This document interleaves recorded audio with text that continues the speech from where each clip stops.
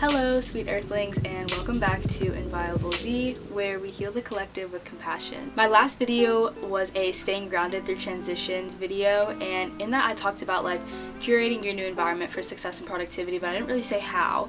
So in this video, I'm going to take you through my dorm and some things that I find essential in college, some things that have really helped me stay organized and grounded and balanced, and some things that have helped me curate my new environment for success and productivity like I suggested that you do. So without further ado, I will go ahead and talk about my dorm, my setup, and some essential stuff that you need. So number one, I'm going to go through essential items that you need in your dorm. This is in no particular order, but the first essential item that you need is a rolling clothes hamper. At least in my dorm, we only have one laundry room and it's on the first floor, and we're on the third floor, so we have to roll our clothes. I say have to as if it's not a privilege and a blessing to be here, but we have to roll our clothes and our hampers to the hallway, to the elevator, and then down to the laundromat. So it's really helpful to have a hamper on wheels so that I don't have to trudge this big thing with me whenever I have to go do my laundry. So that's the first essential item. Second essential item is also a clean laundry bin. I have one in my closet, and I keep all of my clean clothes in there. In the morning whenever I'm changing clothes and stuff, I don't want to hang up everything that I just tried on. You just don't do that, but it keeps it from being strewn around my room and getting a mess everywhere. So that's very convenient and keeps your stuff and keeps your room organized and clean. Okay, sorry about the background noise. I do live in a dorm, so there's stuff going on all the time, and I'm filming in my dorm right now, so it's a little chaotic. That thing is not going away for a little bit, so please just bear with me. Hopefully it'll die down by the end of the video, but the next essential item that you need in your dorm is one of these bathroom rolly carts. So my grandma got this for me, and I never would have thought of it. I've seen people use it for snacks and stuff, but using it for hygiene is so convenient because I don't have to carry a bag or carry a bunch of little bags with me. I can just take this one thing all at once for both my morning and my night routines, and it's extremely convenient, has come very much in handy, and people have asked me hey, where did you get that and stuff like that. So this is how mine is set up. On the top I have everything that I use every day, so I have some hair stuff, I have toothbrush, toothpaste, and some face stuff that I just use every morning and night, and in the middle I have stuff I use less frequently, so some stuff that I use on my hair whenever I actually do my hair, which is every other day or every few days or something like that. It's less accessible because I use it less frequently. And then on the very bottom I have stuff that I use the least, which is feminine hygiene stuff, which I'll only use once a month. So I highly recommend getting yourself one of those, and it also just really maximizes the amount of space that you have in your room, which I think is very important. Whenever you're living in a dorm, you want to have as much space as possible, so that gets rid of a bunch of clutter and a bunch of stuff being everywhere. Oh, it's stopping. I think the truck is going away. Okay, there we go. But never mind, it's getting worse. The next essential item that you need in your dorm, this isn't essential, but it's kind of practical and useful.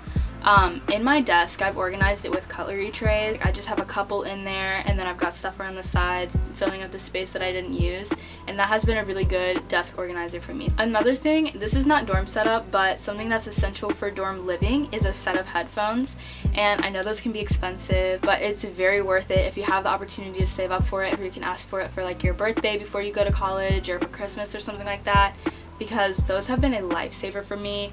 It really helps you feel like you have your own space and you can retract from the group. If you're trying to study and all your friends or your suite mates are up still, if you're trying to go to bed, it's just, I wear them all the time. I wear them every day. Yeah, I would definitely get yourself a pair of those. I realized not a week, but probably about a month in, that I was okay, this is an essential item that I need to have. Not need, but would really like to have, and it really helps. So highly recommend a pair of headphones.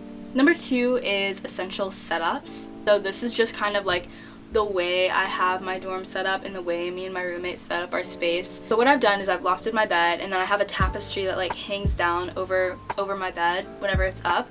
And so if I ever want to feel alone, or I want to come in here and meditate or do a seated yoga practice on my own or something like that, and even if you're not doing those things, it's just really good to feel you can be alone. You're living in a shared space. It's going to be shared ultimately, but you can call it yours, and you're this is set up for me and for my wellness and for me time.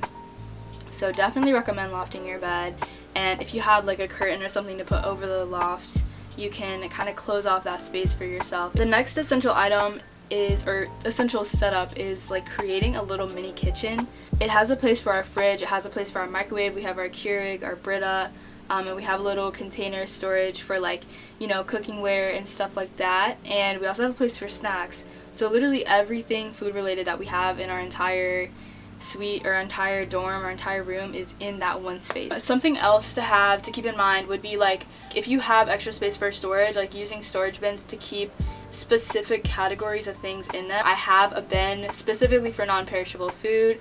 I have another bin for like cooking supplies, another bin for extra hygiene stuff, which is another thing to bring. Pack extra of your hygiene stuff. I also have a bin specifically for my like breakfast food. It makes it really easy to access in the morning whenever I'm like in a hurry, trying to get to class and stuff like that. I think those are all of the essential like setup, organization things that you would need.